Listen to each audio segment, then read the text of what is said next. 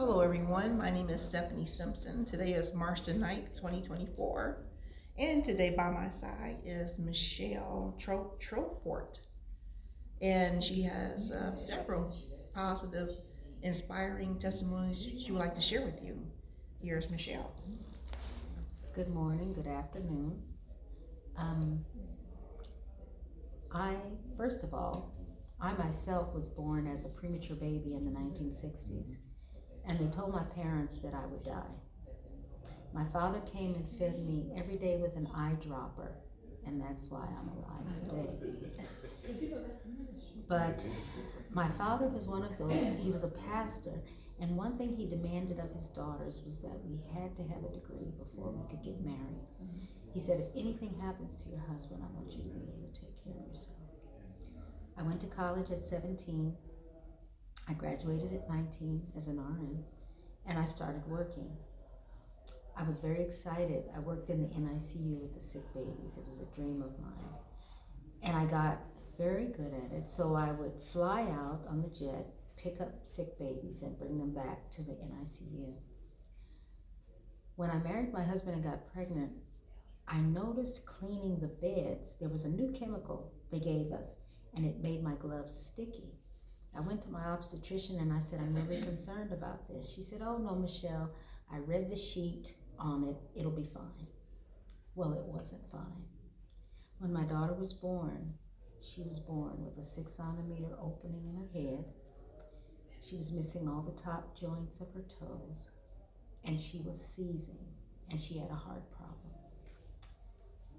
The day after I had my baby, and when I had my baby, I had a horrible experience. They tipped the table too low during my C-section, and I coded and ended up in the ICU. I woke up the next day and 6 doctors marched into my room. They said to my husband and I, we have never seen a condition like this. It caused some aberration. We are looking for the gene that may have caused it, but your daughter is going to be a vegetable, and you all need to prepare. She's going to be a vegetable before she's 10, either from the seizures or the medicine we have to put her on. When she was 2 years old, she had just started trying to walk, and her liver was not tolerating the seizure medicine.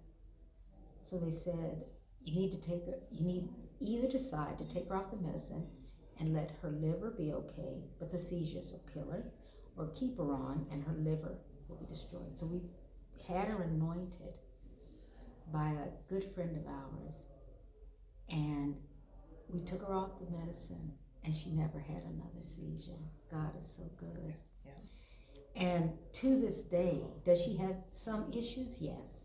It destroyed the ends of her knees, the bones in her knees, but she is the little engine that could. She's 4'8". She's 32 years old. She's a kindergarten through 2nd grade teacher. I did homeschool her because I wanted her to have our values and not public values.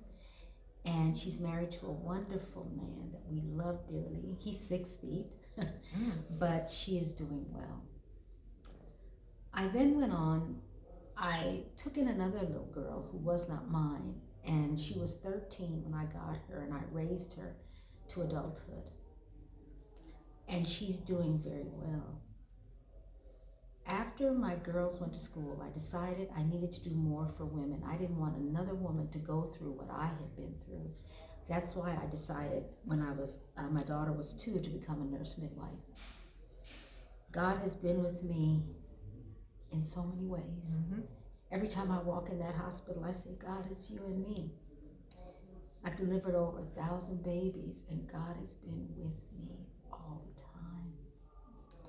time. So when I decided to go to medical school, my girls were in college, and I knew I could not afford $300,000. So I decided to go to medical school in the Caribbean. Prior to this, 20 years before, I'd been hit by a semi on my last day of work as a midwife in the state of Michigan, and it broke my C3 to C7 and my T1 to T2. So I left work after I went from the accident, delivered a baby. I left work in a body cast. So here I went to medical school, I'm excited. I decided to go in the Caribbean. I went to the island of Anguilla. It's right across from St. Martin. It's 3 miles by 15 miles. The tests in school were long. They're 8 hours in length, and we had to do 3 of them. My neck started bothering me, so the medical school was so accommodating. They actually put a blanket on the floor, put pillows, let me lean on my arm, and I held the clicker like this and clicked my whole 8-hour exam, and you only get a 40-minute break. The next morning I woke up, I could not move my arm. It was paralyzed. They flew me home. I stayed a week, and a girl in the church would come every day. She was a massage therapist, and she would massage it and say, tell your hand not to do that. I flew home. They took me straight to the hospital. They brought in 6 doctors, specialists from all over the state. They said, we've never seen anything like it.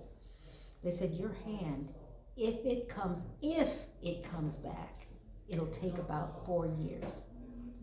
I had to wear a device that was an electrical stimulator that would make my hand work, and I wore it 20 minutes 3 times a day. I sat in the hospital bed and I said, Lord, you called me to be a physician. Mm-hmm. My hand has got to work. Yes. I opened my eyes and a chaplain came in. He sat down, we talked, he prayed. He said, God knows what you need. So I had to put off going back to medical school. I came back and I had for 3 months this stimulator. I was crying one day. I was so discouraged. And I went to a hand clinic and the nurses said, Michelle, believe. You say you believe, believe. And I prayed that night, one of those prayers. And the next morning, my thumb started moving. Wow. When my thumb started moving, I said, Lord, and about 4 months to the day, it was paralyzed. I got full use of my hand. It started to act up again. They said, Michelle, it's your neck. It's in your neck. I said, Lord, they said, but Michelle, you don't have great chances. The physician was 50 years old, about to retire, 50, almost going on 60s. He said, Michelle, you're the toughest case I've ever done. We usually do 1 level of a spine. You need 3. He said, I don't know, Michelle, I'm scared. He said, but you got a 50% chance. Are you willing to take it? I said, yes. He said, we got to go in through your neck, push everything over. I woke up the next day. I had a big scar from here to here. The first thing I did, I felt the blood flowing in my hand. They said, Michelle, can you move your hand? I said, yes, I can move my hand. I walked out of there 3 days later. I have not had a problem. They had to put a pain stimulator in my back to control the pain. So I say I'm the bionic woman. Wow. But now I'm back studying to finish my last 1.5 years of medical school. Oh. And I plan to take care of God's people. Okay, girl. Whoa. Wow. And I am 58 years old. What? You are inspirational for real. Oh my goodness. That's if no one, somebody better be inspired after this testimony.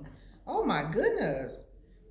Thank you for sharing these powerful testimonies, girl. You're welcome. Oh my goodness. You're welcome. Is there anything else you want to say? I just want to say that sometimes we think God is not with us. Yeah. But it's at those times that God carries us. And we never have to forget about and be worried about the future if we don't forget how God has led us in the past. Amen. That's all I have to say is amen. And I pray that you are blessed by these testimonies. Thank you. Thank you.